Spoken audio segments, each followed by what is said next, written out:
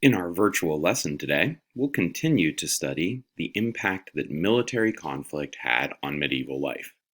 This was a time of regular violence, an absence of government, and all around, it put a very important premium on protection.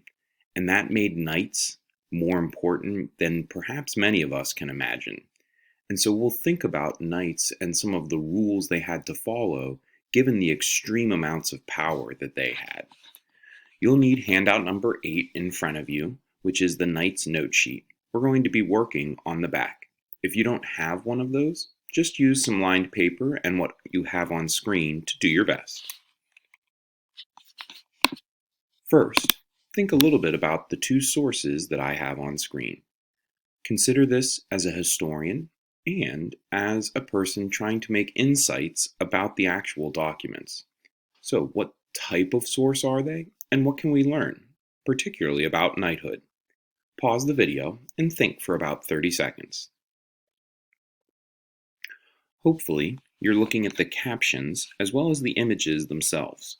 The images can hint at which ones seem older, but that's not always the safest way to make a guess. You need to actually know when and where and by who they are made, and you compare that to the time period you're studying. In this case, you can see that the painting was made in the 1900s, and so that makes it long after the end of the Middle Ages. Documents made afterwards are called secondary sources, and they reflect other research or interpretations and memory more than actual experience. In this case, you can see even in the caption, and it appears pretty clear in the painting itself, that it's prioritizing knights as heroes and romantic figures who are dashing in their armor and capes on horseback, saying farewell to their loving ladies. It's this very positive, gentle type of appearance. Whereas the Bayeux tapestry we looked at earlier, from the actual time period of the Middle Ages and celebrating one of the wars that took place, it presents a different interpretation of knights. The people of the time recognized them for what they were: warriors, people who exercised power on the battlefield to ensure that the nobles remained on top. And you can see that violence in their action of conflict, in the dead bodies. They're being very honest. So how do we reconcile these two visions of knights? The way that they acted and the way that we remember them. A lot of that has to do with the myth of chivalry. And it certainly was in place during the time period, and it did establish rules that helped to give structure to the knights and their lives. But over time, we've perhaps overglorified it, and as a result, we sometimes have trouble distinguishing between how we think about the time period and how it actually was. And that's one of the jobs of a historian. We're going to examine a few sources on knights to think about chivalry. The first will be an encyclopedia entry. Thinking about the past lessons we've had on MLA style and citations, consider which parts of the citation are being labeled by each colored arrow on screen.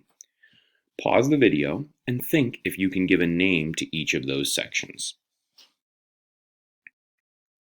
The purple is the author's name. Notice that we put the last name first, comma, and then the first name and middle initial if they use that to identify themselves. Notice that each piece of the entry is separated by a period, showing you where major changes should take place. The next part is what we would call the entry or article title. This is the more specific name of the individual piece that we are looking at. Sometimes it's a part of your entry, and sometimes it's not. If you're looking at just a normal printed book that you would find in the library, you're probably not going to include a more local individual title. You would just put the book title in italics. But if you're looking at a piece of an encyclopedia or an article of a newspaper, those have more specific titles to help narrow the search. The light blue arrow is pointing to the source title, the overall complete work. in this case the name of the encyclopedia as a whole. Notice that when it stretches to the second line, it actually has what we call a hanging indent, and a reverse indent where the beginning is flushed left, and then this is the tab. If it had multiple lines, that would continue further and further. The red points to the publisher's name, so what company is producing it.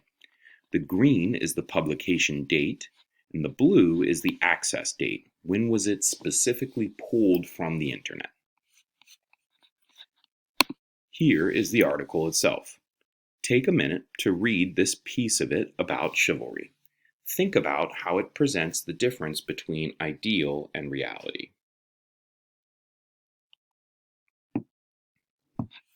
Notice that the paragraphs are even divided between these two pieces. The top discusses what chivalry should be, what a true knight was responsible for doing, and how positive those rules attempted to spin. The second paragraph talks a little bit more about how this truly played out, and in particular, it shows once again the importance of social class during this time period. That knights did follow rules when they were interacting with powerful members of the church, other nobles, or higher-ranking lords. But when it came to the peasants, most rules were off. Because so much of life was defined by social class, they believed that those from a lower social class were just plain lower, that they weren't the same kinds of people as them. In an idealized version of the rules, you see perhaps that nicer set where they're addressing all of the different groups. We're going to explore one set of those rules. There were many different versions of chivalry at the time. It depended on when and where you were studying, but they had a lot of common patterns, and this list is meant to represent it. On the back of handout number 8, you'll see a list of 10 rules that knights often had to follow. Each of those rules is written in kind of an imaginary, fake, sort of noble, medieval English. This isn't how they actually spoke, but it's trying to show that they did speak differently than us. Your goal is to take those statements on the left and turn them into more modern, kid-friendly types of language. And you can see that I did number 1 as an example. So you would look at number 2, read the sentence, think what its big idea is, and put it over here in your own words. Pause the video now and work your way through that. We'll go over some of the answers to those when we return to class. In the meantime, I want you to think about one last big picture question. Remember, what is the purpose of chivalry in a time like this? As with much of what we were studying, it was about control. And in particular, it was a way for the nobles to keep control in their hands, and especially the higher ranking nobles who more or less ruled over many of the knights that served them. And it was a way for them to train them from a very young age in obedience and honor, in trustworthy integrity, so that once they made a vow to their superior lords, that they would follow that vow. Because otherwise, they could have become a real threat to the lord's power.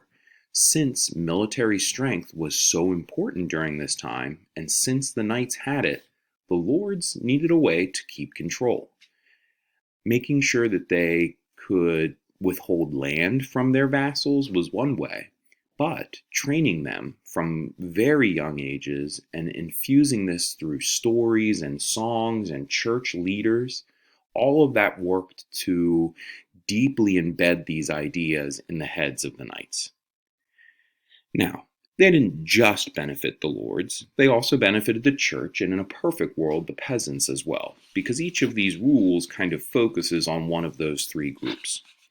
Down along your list, and you can just put it on the left side of your page, write the letter L next to any lord, any rules that really focused on the lords, a C for those that protected the church, and a P for those that helped benefit the peasants. Some might actually have multiple letters, and that's okay. Give it a try, and then you're good to go for the day.